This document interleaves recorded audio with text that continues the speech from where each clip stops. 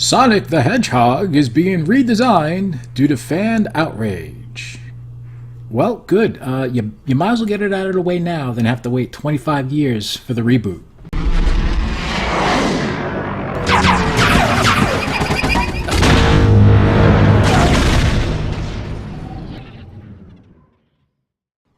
How's it going, everybody? This is Phil. So, this whole Sonic the Hedgehog thing is, boy, this is a lot of fun, huh? So the trailer dropped a couple of days ago, and unfortunately I wasn't able to do a, a reaction video to it. But wow, my reaction was, what the hell are they doing? I've seen kind of some images of this character design, and it just seemed off to me. And the trailer, it didn't help the way that I was feeling about the character design. It just looks weird. He's kind of gangly looking, and he almost looks like if you took Sonic the Hedgehog and you skinned him, and then you put you made a bodysuit out of him, and then remember Baby Conan, that kid who was like 8 years old but he was jacked. If you put Baby Conan in a Sonic the Hedgehog suit, and then you had him run around and just scare the shit out of children, that's what you would get with this design. It's just peculiar looking. I had no problem with Jim Carrey. He looks fun and wacky in the movie, and quite honestly, it made me really miss the old Jim Carrey movies where he was just wacky and zany. And Jim Carrey, I think, needs to get back to the business of being Jim Carrey. But anyway, back to the issue at hand here. So the internet collectively lost their shit. Everybody from casual to diehard Sonic the Hedgehog fans, Sega fans, and just people who are just pay attention to movies that are coming up, and in geek culture and pop culture. This thing was unanimously panned. People just unloaded on this, and now we have the director who's stepped forward and basically said, "Look, man, we hear you, and we're going to take care of this." And man, it's going to be a mad spin dash to the finish line come November to actually get this taken care of. So let's read this article and see what's doing. Paramount's live-action animation hybrid Sonic the Hedgehog movie is set to speed into theaters this fall, but the film has just hit a significant roadblock. This afternoon, director Jeff Fowler revealed on Twitter that he and his team are going to redesign the film's version of Sonic due to fan outrage. Jeff Fowler, a visual effects veteran who's worked at Blur Studios alongside producer Tim Miller, Deadpool, for years, is making his featured directorial debut with Sonic the Hedgehog. But while there's been a quiet murmur online questioning the character's design ever since it was revealed in a shadowy first look, it seems as if things hit a breaking point in the wake of the film's first trailer, which debuted earlier this week. For his part, Fowler seems to be keeping his cool in the face of an intense backlash so far, and today he promised to change the look of the character in order to make the fans happy. So this is the tweet that Jeff sent out saying, "Thank you for the support and the criticism. The message is loud and clear. You aren't happy with the design, and you want changes. It's going to happen. Everyone at Paramount and Sega are fully committed to making this character the best he can be. Hashtag Sonic Movie, hashtag gotta fix fast." It's funny because you don't see this happen a lot, where a director or somebody in charge of some type of a creative project, especially with these these franchises or these big movies that are coming out, and the fans reject the designs, they reject the stories, and sometimes, in spite of all that, the movies are still a success. And then sometimes the movies, they fail, they bomb out, and we've seen this happen with Star Wars, we've seen this happen with Ghostbusters. So nobody is necessarily bulletproof, and this movie kind of looks a little bit like it can go in either direction, even if the Sonic design was spot on. So why not take a chance and get that character to look the way that people feel he should look, so they can embrace it and it not be an issue. And then you get the diehard fans in there as well as the general audience. Why leave money on the table? That's the way that I see it. So is this an unprecedented decision? Has a major studio film ever completely revamped its lead character's design because of backlash from fans? And here's a question that will probably piss off a lot of people. Are studios and filmmakers paying too much attention to what fans have to say in this era? It is obviously this. Look, this is a good question, and as much as I think the fans want to have a voice, I think a lot of them feel like they are caretakers for a lot of these franchises. They grow up with these franchises, as children. They invest time in them, and as they become adults, they still continue to collect and buy the merchandise and really keep the franchise, the characters, the stories alive for years and years and years, even when there's nothing new coming out from the people who actually own the intellectual properties.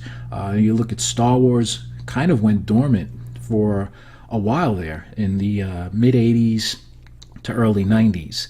And the fans were the ones who really kept it alive for the most part. And you have video games that came out in that timeline, but it was the diehard fans who were the caretakers of that franchise, and they continued to buy the toys and continued to buy the video games and read the books. And now the movies have come out, starting with the special editions into the prequels, and then we got the Clone Wars, and then of course Disney bought it, and now it's you got more Star Wars than you ever knew what to do with. But Star Wars could have went away for a while, but the fans said no, we love it and we'll take care of it until somebody else comes along and gives us more. And I think there is a feeling that fans want their voices to be heard because they do care. Now everyone's got a keyboard these days and a cell phone, and they could voice their opinions, and you're going to get trolls, and that's just par for the course. Welcome to the internet.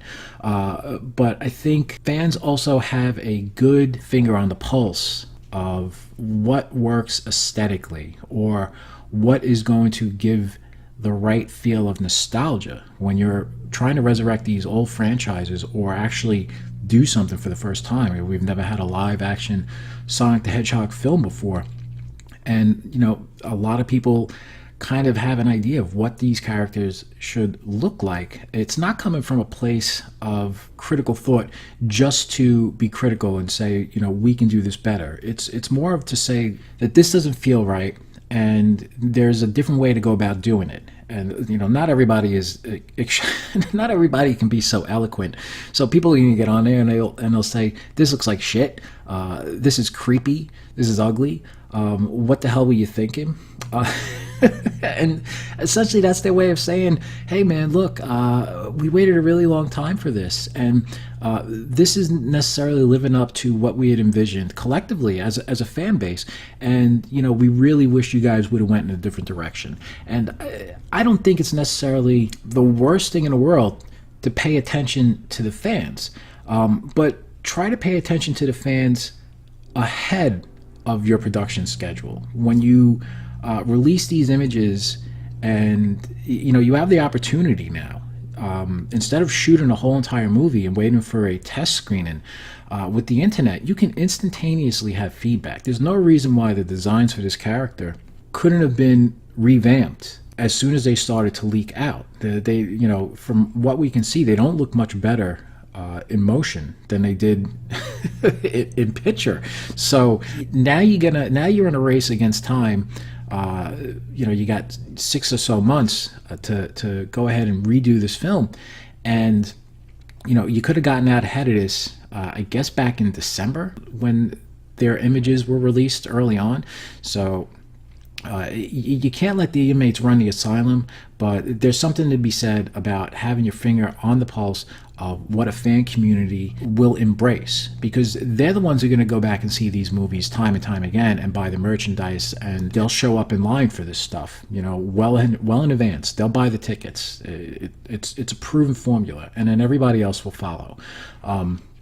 Hey, I get it. If you alienate the fan base, you run the risk of losing a chunk of box office receipts. Well, there you go. But it's 2019, and movies like this aren't made to draw one small group of people into the theaters. These are major multi-quadrant properties, and if the studio wants to make its money back, they have to convince people who have never played a Sonic game to come see the movie. But who are you convincing with the design choices that they made for this Sonic the Hedgehog movie? And you go and you look at Nintendo and the Pikachu movie, they nailed it. They absolutely nailed it. And that design, you would think like, well, if they're going to make a movie, a Pokemon movie featuring Pikachu, they're going to have to make some revisions to that design. It just can't work on screen. And no, they absolutely didn't. I mean, you look at these designs, and it looks 100% like Pikachu. It just looks like, for some odd reason, he could actually be real. I mean, they got it. They got the whole thing down. The look of his face, his mannerisms, and I mean, right down to the his crooked, jagged lightning bolt type tail that he sports. They didn't say, well, what kind of animal would have a tail like that? It doesn't make any sense. No, they were like, yeah, this is what the character looks like. Let's stick to the game plan here. And geez, people are going to go see that movie. Pokemon is a huge franchise. And people are going to turn out for it. And they're going to have a lot of fun seeing these characters look like they actually jumped off the screen of their games, or the cartoons that they watch, or the playing cards. Whatever it is, these characters look just like the characters. And why not? Why not do that and make the fans happy, and try to make something entertaining along the way, and other people will fall in line, and they'll embrace the movie as well, and you'll make money. You'll make money. There's a reason why these things have worked in one medium, and it doesn't always necessarily transfer to the next, but if you take a shot and you go all in, and the fans are with you, you have a better chance of succeeding than if you just do something that completely flies in the face of the fan community, and then people who aren't even fans can look at it and they could smell a turd from a mile away. But Sonic's design seemed to be a point of contention from the start, with Miller previously explaining how his team clashed with the video game overlords at Sega on that front. I don't think Sega was entirely happy with the eye decision, but these sorts of things, you go, it's going to look weird if we don't do this, but everything is a discussion, and that's kind of the goal, which is to only change what's necessary and stay true to the rest of it. He's not going to feel like a Pixar character would, because I don't think that's the right aesthetic to make it feel like part of our world. All this said, I caught an early look at some Sonic the Hedgehog footage at CinemaCon, and the footage we saw looked pretty abysmal. The problems seemed to run much deeper than merely the character design. And the movie does seem a little zany, and even if they get the character designs right, this could end up being something like, the Smurfs, or Alvin and the Chipmunks. And look, it's not that those movies didn't do box office, but they didn't light the world on fire either. I mean, they got sequels or squeakbles, and they sold merch and toys and everything of that nature, and a new generation kind of discovered these characters. And maybe the reason those movies were able to get sequels was because, at their base, at least the characters kind of resembled, for the most part, what all the fans had in mind if you were to bring them in to the actual world, and kind of try to realize them in a live-action adaptation. If you stray too far away from the source material, the fans will reject it. And people have an eye for things. Some of the reasons why these things are endearing and they're appealing, and they attract people, is because they are designed a certain way, and they elicit a response. And people will reject things that they don't like aesthetically. So if you turn the fans off, who embraced this years ago, you're going to turn off the general public too. They're going to think this character looks peculiar as well. So sometimes playing it safe is your best bet, especially if you're trying to launch a franchise and have it turn into something where you get a couple of sequels out of it. There's nothing wrong with that. With something like Sonic, you're not changing the world. We're not setting up this multiverse, this Marvel cinematic universe. It's a Sonic movie. The visual effects industry is already nearly at a breaking point, so I feel absolutely terrible for all the artists who are going to be working around the clock to totally revamp this character in the few months they have until the film's release. And while I don't know the specifics of the contracts, I imagine the visual effects vendors who lobbied and fought and scraped for the chance to work on this project probably aren't taking this news very well. Vulture published a great piece last year about the evolution of visual effects in Hollywood, and I'll quote a section of it here. Visual effects companies generally get work by bidding on individual productions before a shoot starts, but with the competition so intense and faced with rivals that can take advantage of various subsidies, these companies often find themselves driving down their bids and slashing their projected costs. And since many filmmakers or producers are convinced that anything can be done or fixed in post, entire sequences are often changed or entirely redone at the last minute, which means that very often the visual effects houses don't always know the full extent of what they're eventually being asked to do ahead of time. This not only drives the visual effects artists themselves, most of whom are not unionized crazy, it can also result in the companies actually losing money on productions as they stretch their resources thinner, working overtime and hiring new contractors and freelancers in order to make their deadlines. These employees have lots of long nights ahead of them. Sonic the Hedgehog is currently scheduled to hit theaters on November 8, 2019. Anyway, it's very interesting to see a studio go back this late in the game and actually try to make these revisions. Is it possible that the movie gets pushed out? Sure, it is. I mean, it's movies have been pushed out for whatever reason, but the trailer is now out there, and the release date for the film of when it's going to hit theaters is also out there. So they have a deadline, and if they want to make it, they're really going to have to, utilize some blast processing to get this thing in the theaters.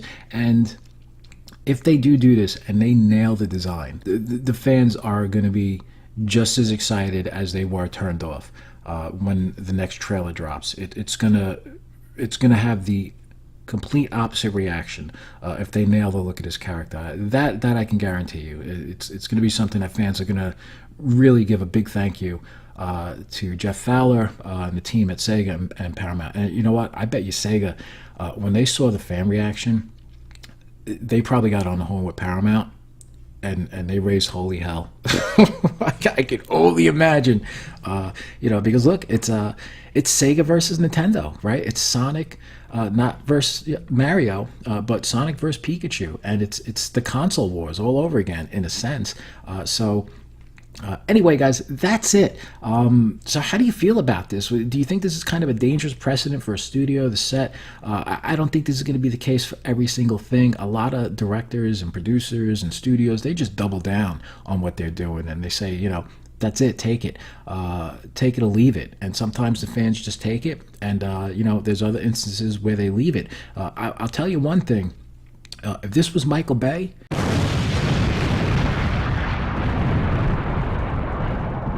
he would say, go fuck yourself. And that would be the end of it. He would stick with his designs. He did it with Transformers. He did it with the Ninja Turtles. And he'll do it again with something else. He doesn't really care. He just does what he wants to do. And whatever he signs off on, that's good. So props to Jeff Fowler for actually going in there and taking notes and saying, hey, all right, you know what? Let's take a shot and see if we can get this done. So anyway, guys, let me know what you think down below. Please feel free to subscribe if this is your first time here, and if you could just take a moment to like the video. It only takes a second, helps the channel out, gets more eyes here on this channel to watch these videos. I'd really appreciate that. So I will see you guys sometime soon. As always, thank you for watching, and be happy, be safe, be healthy. Have a good night. Bye-bye.